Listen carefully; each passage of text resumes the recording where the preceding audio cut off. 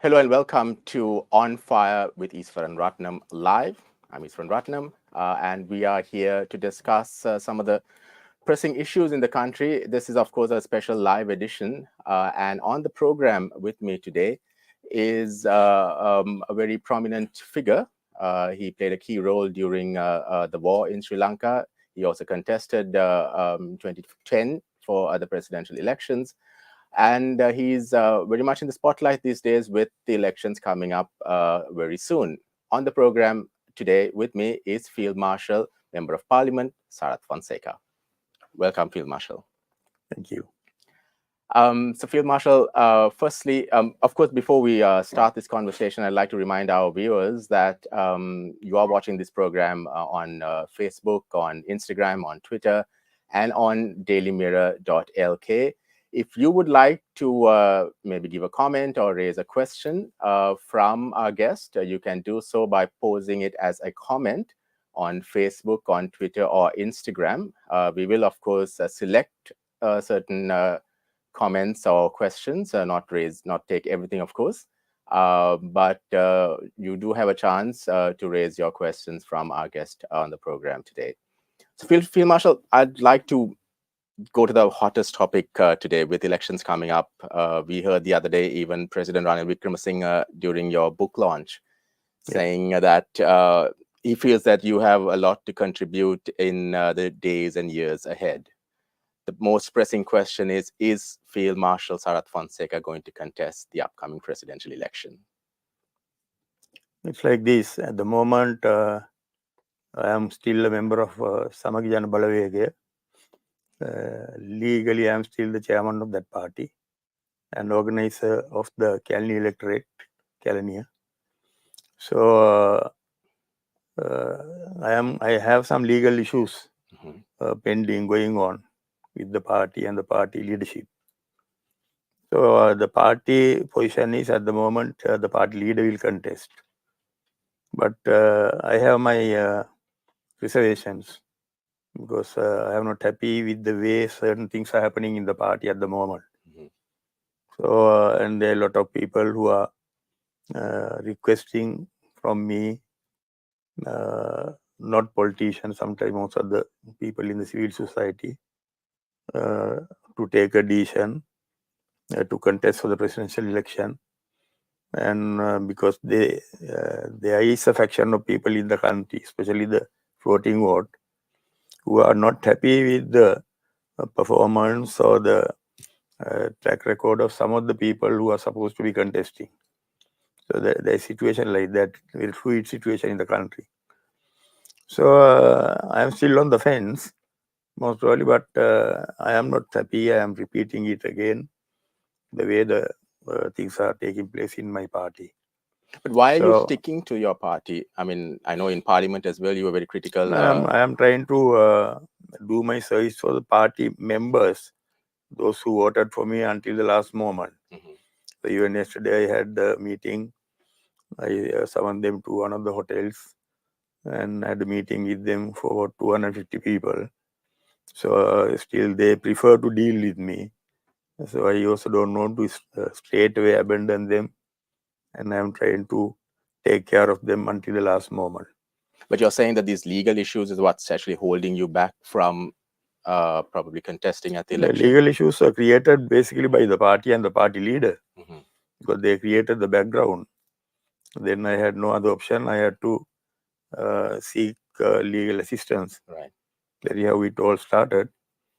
But I am not negative about what you said. If the requirement arises, I might have to take a decision for the sake of the country and the people. Where did things go wrong between you and Sajith Premadas? Did you feel that it was something that was building up, or like suddenly down the line, he lost track? No, basically, when we started the party, that we moved away from UNP. Yeah. Then we moved away together with another 92 MPs, I think, at that time.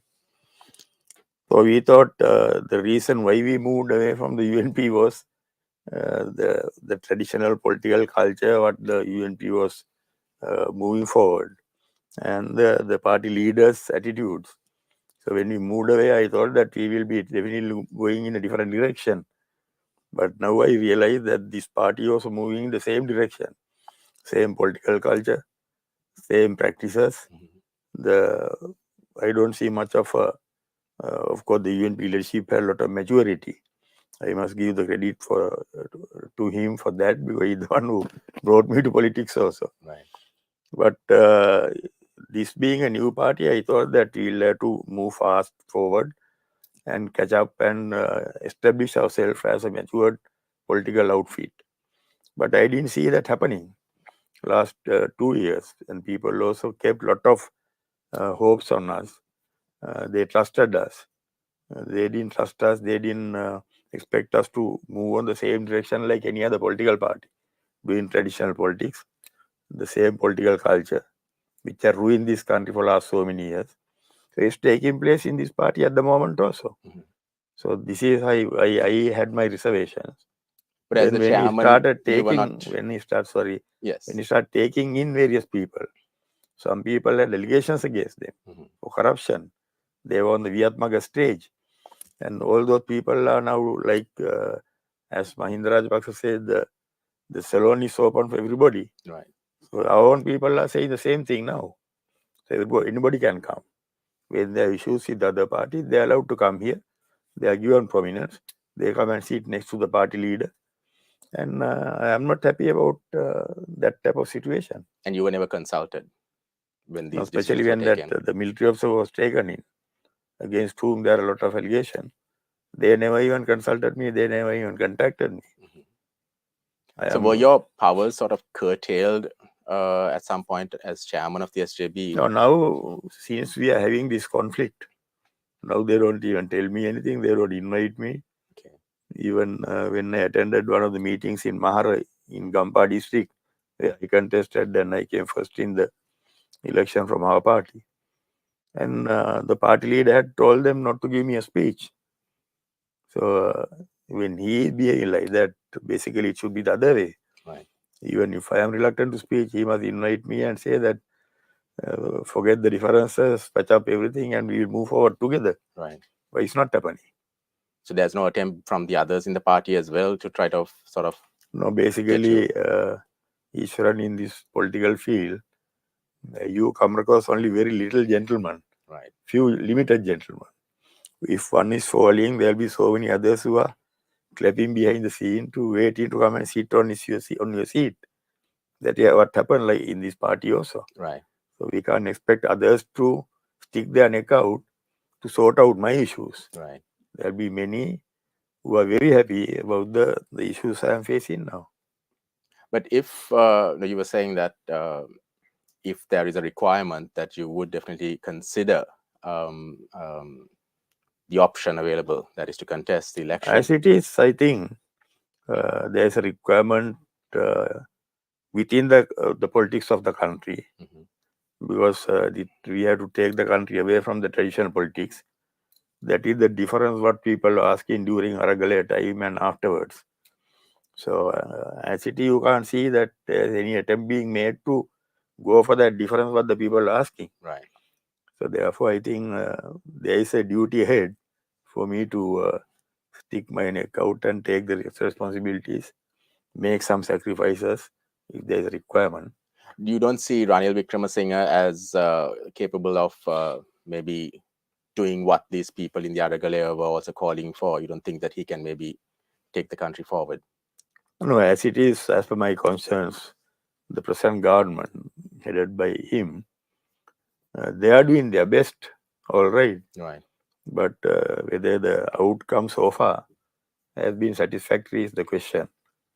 We know that, of course, when many people are reluctant to take over, Mr. Ranil Wickremesinghe took over the government. So he faced the challenge. But whether we have achieved in certain areas, we have achieved certain favorable results. But to me, as per my conscience, I don't think we have fallen to the correct track still. You mentioned earlier about Sajith Premadasa aligning himself with some of the people who were rejected or who Aragale also didn't want. We're also seeing that with Ranil Wickremesinghe and the UNP. I mean, the UNP is also now working with some in the SLPP. What's your opinion on it's that? like this, Ishwara, now. I don't have to be concerned about what's happening in the UNP. Right. I am not in the UNP. Yes. I am not a UNP at the moment. Right. If it's SJB that probably, is of concern. Yeah, UNP continuing on the same trend. Right. What they have been continuing for last so many decades. But I expect a difference here. Right. Now I can see even this Malimawa. Yeah. They who started with about 500,000 votes, now they are come up to a certain level. But many of those people who have joined Malimawa, more than that basic vote base they had, 500,000. The additional voters who have come, I can see that they also don't, they are not expecting Malimawa to go in the new direction. They are also familiar with the same old system, what they could see, what they practiced earlier. So therefore, even Malimawa, if they are to keep these people happy who are joining them recently, they will have to just carry on as it is.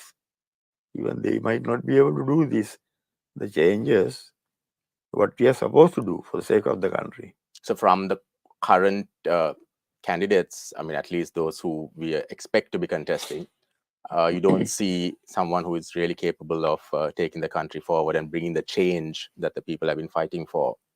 No, it's a very, if you look into this issue in detail, when we listen to all these people who are talking about change in the country, developing the country, and by another 5 years' time or 10 years' time or whatever it is, they are only talking about taking the country back to 1918 or 2018. Right. They think that is where we have to go. But my understanding is that we must go to a place where at least we can achieve the per capita income up to about minimum up to about $8,000, $9,000. Then there are a lot of new things to be done, lot of changes to be done. We have to shake the tree, and we have to put various institutes right. There are a lot of errors and mistakes taking place all over. There are a whole lot of inefficient people who are surviving, and there are political interferences, unnecessary interferences in various places. So all these things are happening the same way, but have been going on for last so many decades. Somebody has to come and change it. Otherwise, we will not move forward. Just because we don't have the queues, people can afford the electricity bill. Don't forget that we have about 70% of the country, the population, who are starving. They can't afford to have 3 meals. Right. I met one young fellow at the airport 3 days ago when I went to the airport for something else. A youngster doing some job there. When I asked him, I had a chat with him. I asked him, what is your monthly pay? He said 28,000. Okay, we have to get out of this system. If even the lowest pay, and under present scenario, present circumstances, to survive in this global context, in this country, a person must get at least 75,000 salary, minimum. Even that is not enough. So none of these people, none of the parties have realized this. Yeah. That is what I can see. How do you see, the country moving forward? I mean, with very little options there. I mean, Aragalaya, people got on the streets and they were pushing for a lot of changes. They were calling it system change. They wanted, some people said that, all the Rajapakshas must go home. And I believe in one of your speeches in Parliament, you were saying that that is not the only solution. There's a bigger picture. There needs to be a real systematic change taking place. Yet we are not seeing anything happening. I know you were saying that, the current context, current people in power might not really help make that change. But still, it's almost like the people are also like giving up. They've been pushing for change for quite some time. They've been placing their hope on various leaders who've been coming forward and making certain promises. Yet there's no progress. People are leaving the country. Intellectuals, experts are all leaving the country. Everybody's almost like giving up on the country. I mean, where can someone like you, for example, if you do, decide to contest or take up that challenge, what sort of changes can you make to build more confidence, not in the country and in the world as well, on Sri Lanka? There are a couple of areas where we have to be concerned about. Now, I'll say we have to give priority for stopping corruption in this country. Right. There are no other way out. We have to stop corruption, definitely.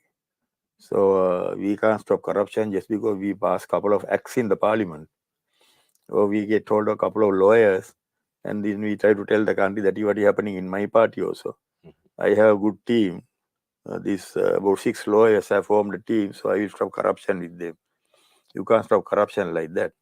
You have to clean up various institutes, and you have to get capable people, identify capable people, do away with the rogues, the corrupt people, and a lot of spade work has to be done. So corruption has to be stopped. Then you have to bring discipline to this country.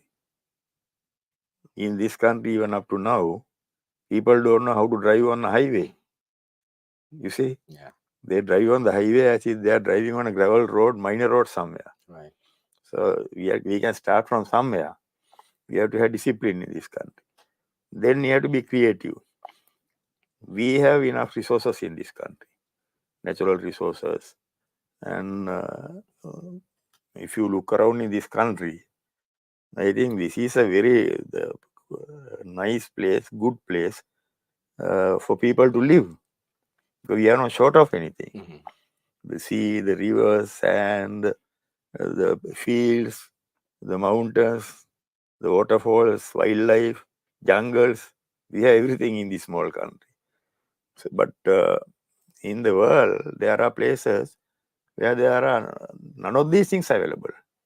But still, they have creative leaders, they have efficient leaders with a vision, leaders who are patriotic, leaders who think about the future of the people, then you can, of course, everybody can't be outstanding, man. The type of changes I am thinking about will not, average man will not be able to give the leadership. You need outstanding leaders will have to come. So the people must be able to identify the outstanding people. The way they are voting for their leaders, they're selecting their leaders, is not very good. Now you can see half the parliament, not half the parliament, 90% of the parliament, we don't have efficient people in that parliament. Of course, they are quite capable of going for funerals, quite capable of, doing some business, running a tavern, running a petrol shed. They are doing all that beautifully. But the most required things, trying to build up the country, is not happening. Even if you have good, economists, they won't be able to build the country. Because all what the economists can do is to meddle with the money, the finances available with us, and meddle with it, and move it from here to there, place to place, and like a gamble. But creating more money, more finances, more resources is the job of the politician, leaders. What our people are unable to do. I'll give you a good example. Then you will know where we stand actually. A week ago, I went abroad with my children. They were here. After 2 years, they came. Last time when they came 2 years ago, they wanted to go to Maldives. They bought the tickets, but I didn't go because of the country situation. This time they had bought tickets when they came to go to Thailand. So 3 days I was with them. We stayed in island in Thailand. That island is, I think, not even 1/100th of this island. You don't have the wildlife, rivers, none of those things are there. Population is 85,000. During our 3 days, we went to a small place, they said, bathing with pigs. They call that particular area Pig Island. There were some couple of, I think, the normal tame pigs, about 10 pigs. They are around you when you are bathing in the shallow waters. Then there was a small place where people could snorkel. So they take all the people, all the tourists to that place for half an hour snorkeling. Then evening they took us to a place, they said, fire show. During that fire show, there were about 2,000 tourists seated on the beach. We could see only what you normally see in our processions. You see the young fellows playing with this fire, throwing it and turning it, circles, all that. That is what we saw. So that is all they could show the tourists. But the country was very disciplined. The roads were good. You want a vehicle, taxi, Uber, it comes in 15 minutes. And there are no accidents, no policemen on the road. Very well behaved. We didn't see the local people mingling with the tourists also. There must be some regulation restriction. But that Thailand, I checked, population 85,000, not even 1/100th of this Thailand. And I told you all what is available there. 2018, 27 lakhs of tourists have come. To Sri Lanka, only 23 lakhs have come. So isn't there something wrong? The way we are meddling things, we are trying to make use of the resources. If we can control what we have, the resources, having such a beautiful country, if we can ensure that we get the tourists attracted to this place. So we are getting $6 billion or something when everything is fine from tourism. I personally feel definitely we can multiply it by 5 times, less than 2 years. If we can do only what they are doing in that island. Because we have the space, we have the room, we have the hotels. There is no shortage of hotels or beaches or other facilities. So that's a very simple example I gave. Right. So this country can be developed. So you never thought of, I mean, you seem to be having some ideas and plans. Elections aside, have you even considered maybe sitting down with Ranil Wickremesinghe, who you yourself said, has worked towards recovering the country, you're not considering, or have you considered even sitting down with him and sharing your views and ideas and maybe trying to work with him, because he has been openly calling out to all political parties to work with him on the national issue? Is that something that you have considered, No, or I will you can, consider? anytime I can meet him. I have nothing against him personally. Right. Even politically, we have never had never been enemies or something. But there are issues. Now, even up to now, all of us know, even Mr. Ali Singh has not said whether he is contesting Contest or even. not? Yeah. Because there are issues about which he is concerned. And I have one major issue, major problem. As it is with this, the port to the party, the Podujana Peruna, Right. which is led by Rajapaksas. You know my background and Yes. the type of things we had between us. So I never try to even come down to that level where I can go do politics with where any place where even Rajapaksas are seen, basically. Right. Because nobody will agree with that. If I try to do it, they all might think I am a fellow without a spine or something. Right. So therefore, those issues are very serious issues. How do you see? This is a conversation that I've been having with a lot of people during Aragalia. We saw people raising their voices against Rajapakshas, but now at certain events we see huge crowds. I'm not trying to emphasize on the word huge, but then there are crowds that are there going behind Namal Rajapaksha and Mahinda Rajapaksha, and it feels like either these are arranged crowds, like some people assume, or the past has been forgotten. People are now going back to them. No, And not that the past has been forgotten.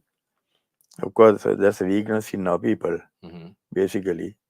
Now they have got acclimatized themselves to survive with the available system, available resources, available the governing methods. That's a weakness in our case. What they rejected now, they are not rejecting with the same magnitude. Right. They are not happy, but they're keeping quiet.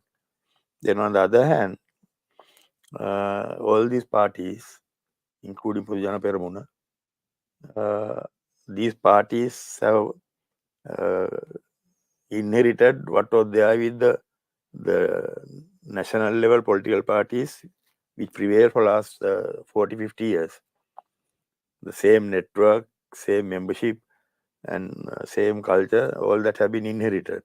Pujana Peramuna has inherited all that from SLFP.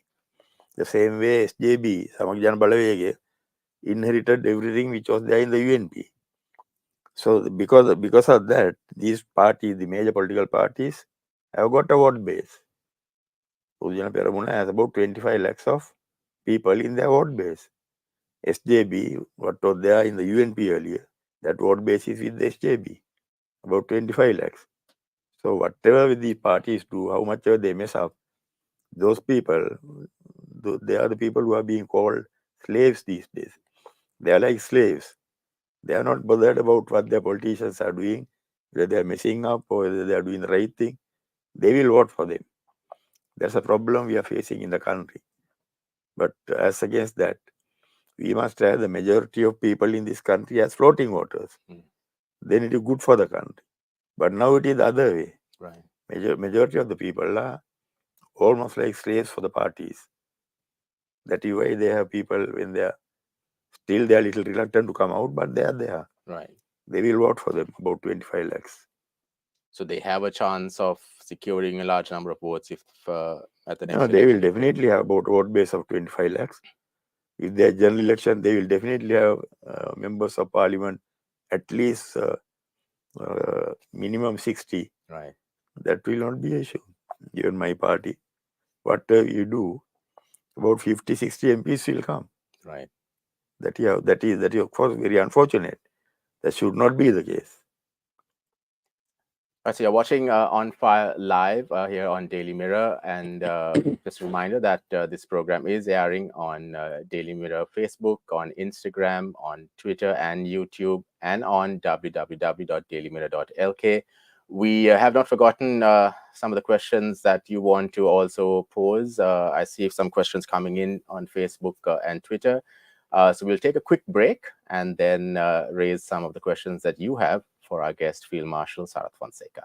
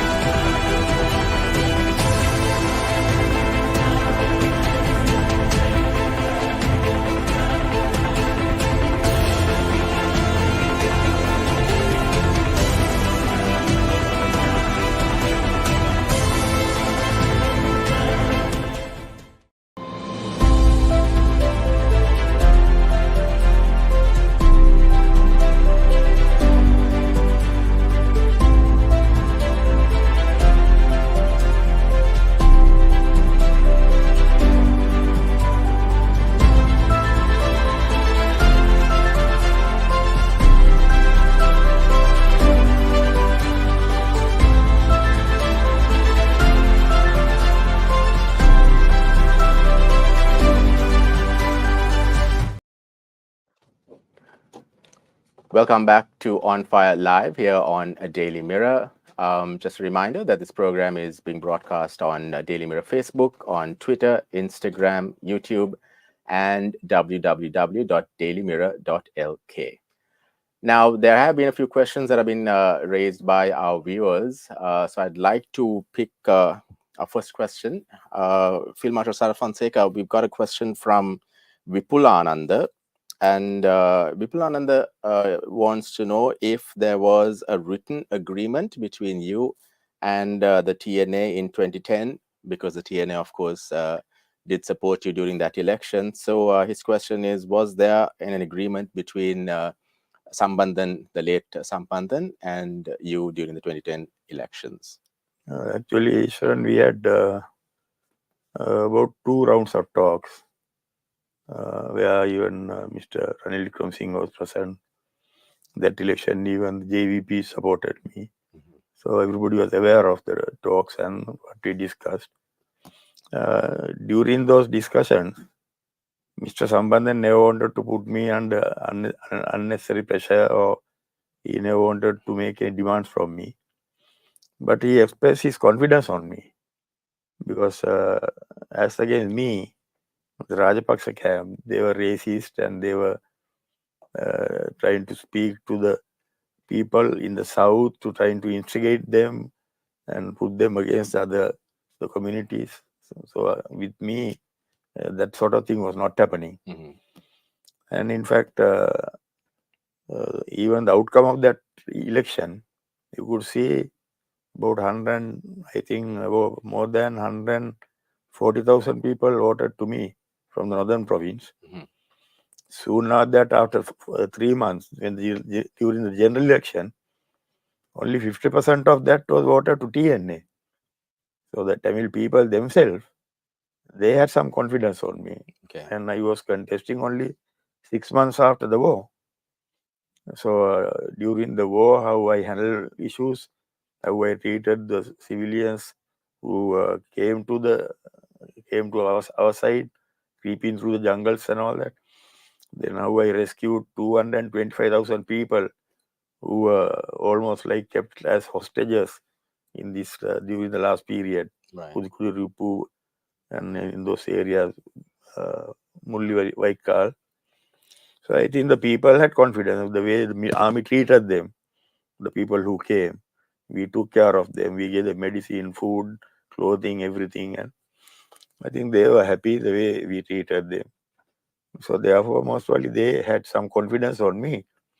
Even when I opened the Pundarin Road, the people in Jaffna going on roads waving lion flags, national flags. Right.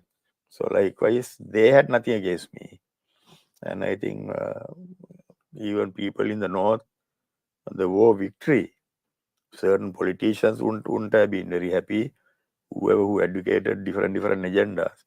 But the general public was happy that finally the life they're having today, right, in the north, without any the firing and the shooting here and there, the attacks by the sometimes even LTT used to be too strict on them. right. They were giving death sentence to the people.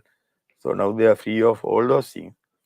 So as much as they are happy now, they were happy soon after the war. Other than that, we did not come to any terms with about various, say, 13th Amendment or many issues, perennial issues. Right. You were not trying to sort out with me during the short period. But we still see you mentioned 13th Amendment. 13th Amendment is something that is being discussed, devolution of power. We see even India pushing for full devolution of power and the full implementation of the 13th Amendment. What is your opinion on the implementation of the 13th Amendment? It is like this. Everybody must be treated equally in the country. There is no question about it. There can't be first-class citizens, second-class citizens. Right. I have no question on that. But this has become a political issue because the provincial council and the devolution. Right. So if we are to go ahead with all what is there in that, I think there are various other issues we have to address in this country before that.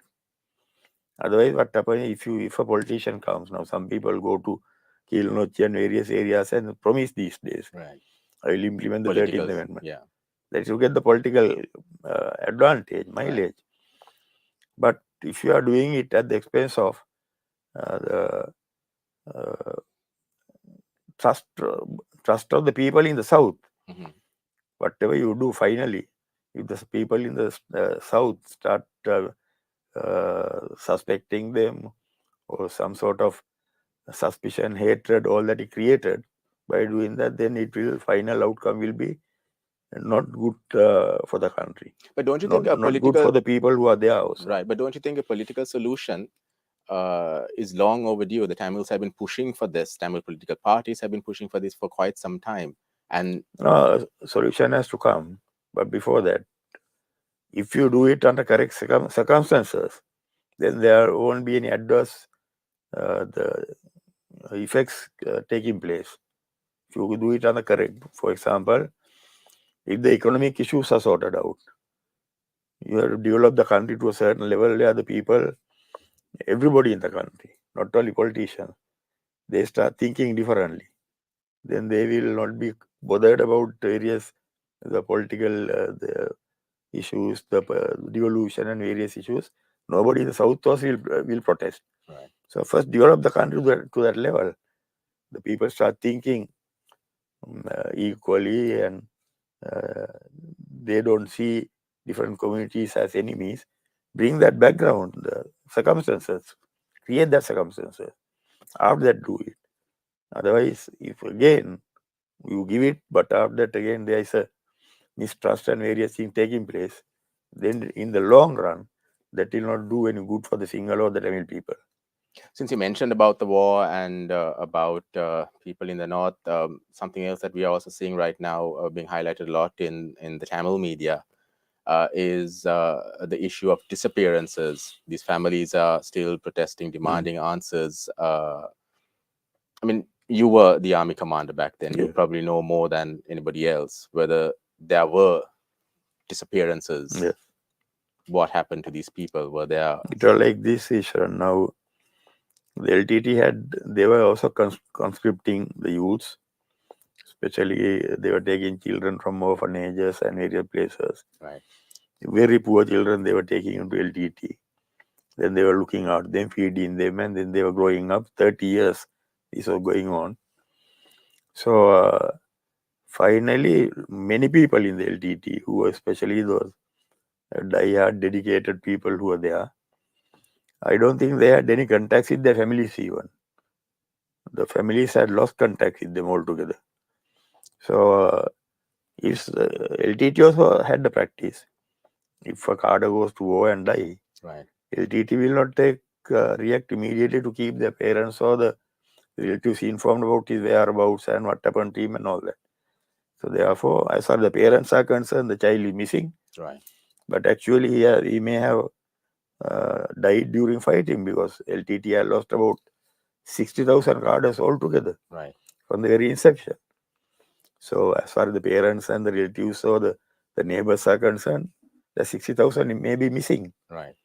So everybody who has gone, left the families, and whose the whereabouts are unaware, will not be missing. But if innocent civilians have become the victims of this conflict somewhere, Right. and there are no information about them, then government will have to go out of the way and try to help out the relatives or the NOK and all the people. Do you feel this term war crime is being used by the UN, especially Human Rights Council, continues to keep us on the agenda? Do you feel war crime is an exaggeration? Were there war Definitely. crimes? If 40,000 people died, those who survived, I said 225,000, I took them away. Right. In two occasions. First, 19th of April, from Vellamulli Vaikal, I took 150,000 people out. Then about 1 week before the war ended, from Mullatiu, I took 85,000 people out. So those people, we look after them, took care of them. If 40,000 people died during the last stage, wherever you go and try to dig a hole somewhere, you must come across skeletons. Right? You know the situation there. I don't think even the figures the government agent was there. Even the figures they are projecting, 40,000 has not gone missing. And on the other hand, we tried our best to ensure that we don't inflict casualties to civilians. I control firing of heavy weapons, artillery, indirect weapons, all that, especially during 5 months of 2009. That is why in 2009, I lost 2,000 soldiers. We were controlling fire. Whole of 2008, I lost 2,000 soldiers. During the last 5 months, 4.5 months, I lost 2,000 soldiers because you were controlling fire. Otherwise, we could have, when they were cornered into that 10 kilometer by 10 kilometer area, we could have finished it in 1 month. Right. If you were lavishly firing all of weapons and shooting at civilians and everybody. But we didn't do it. So definitely it is exaggerated.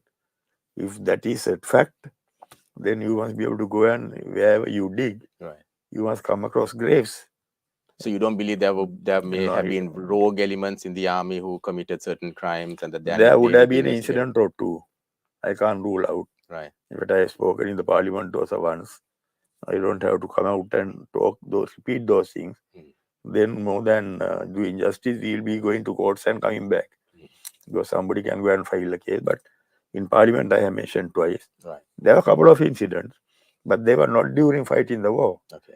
After the war also, when the intelligence people trying to deal with certain people, certain issues, not in the front line, in the rear areas, there have been a couple of incidents where I started investigations on one particular incident because I was removed from command. I could not continue, but no major event taking the genocide or whatever it is taking place in the front areas. Right. It never happened like that. I want to talk about Sri Lanka's international relations as well, but before that, I'm just going to jump into one more question that is here on Facebook. This is from Ramesh Fernando.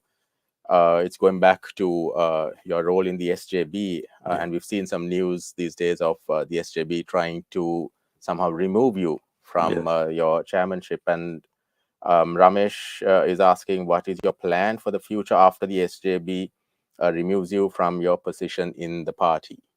Or if they remove you, if they're successful in removing you from the party? Of course, I have gone to courts. So until that legal battle is over, they can remove me.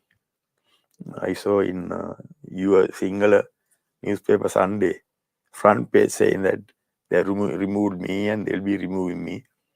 But nothing of that sort can happen as far as the legal decisions which are taken, judgments are still pending, still stands.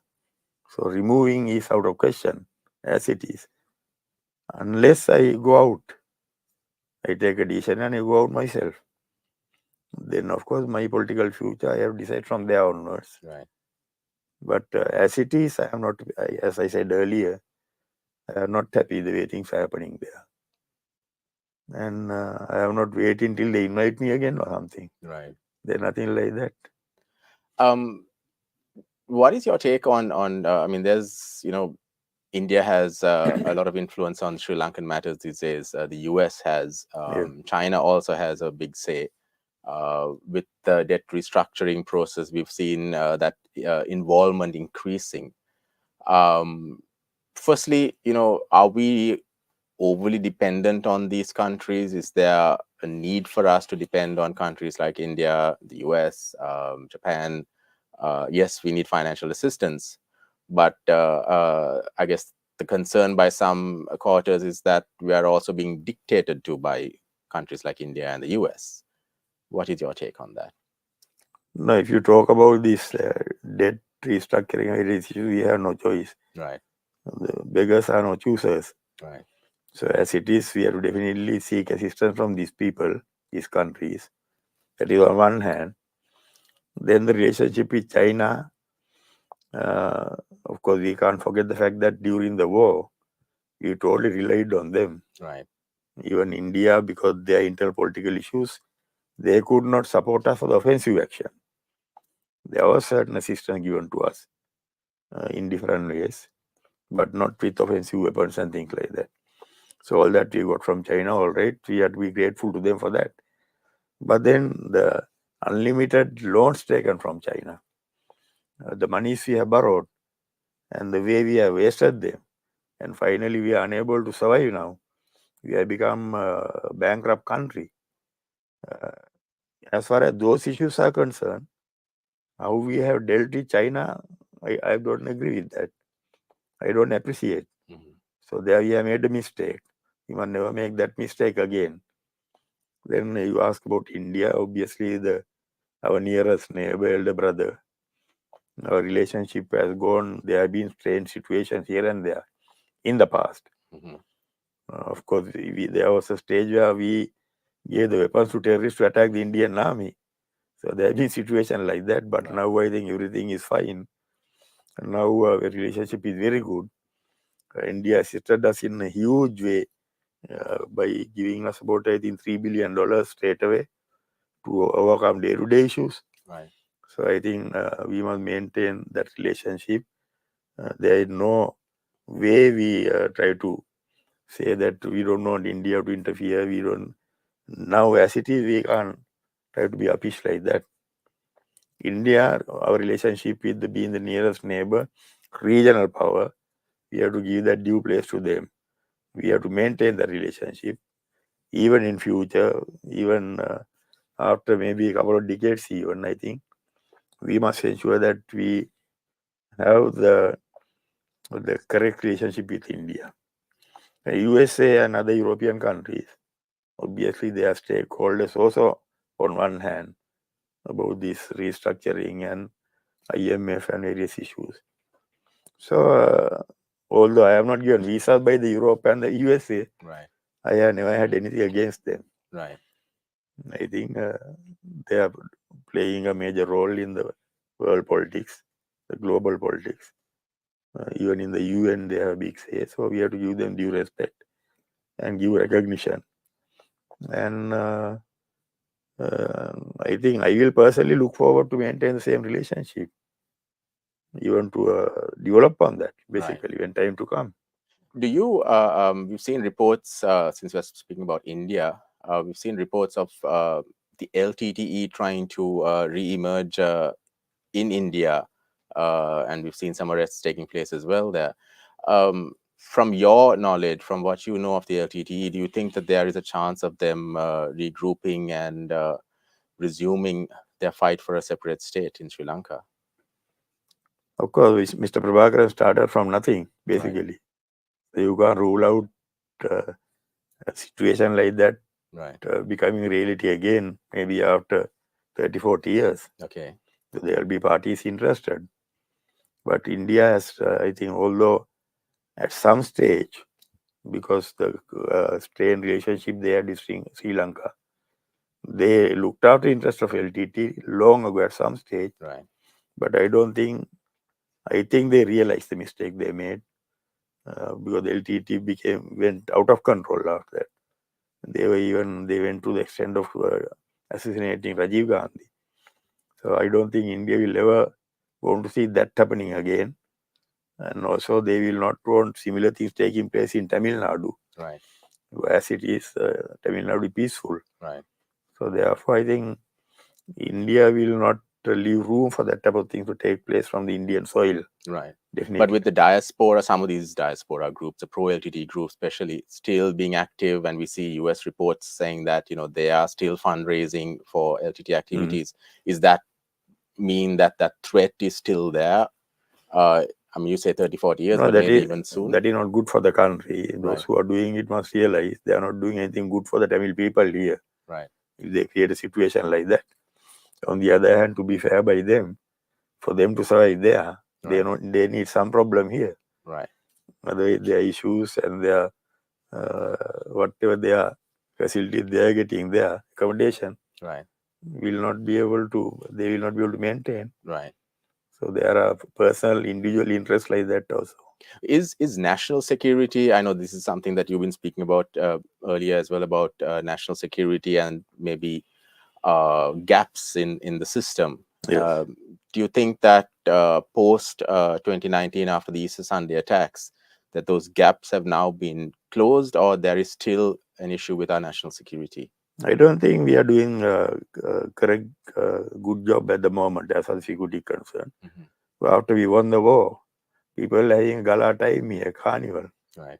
Those who are responsible for security, they are having a nice time. They were having enjoying the perks, enjoying the privileges. They are having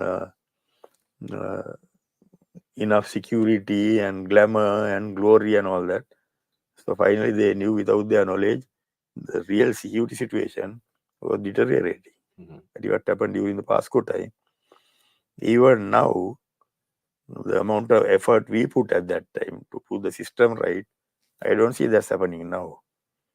I don't think the same interest, same effort is being taken place.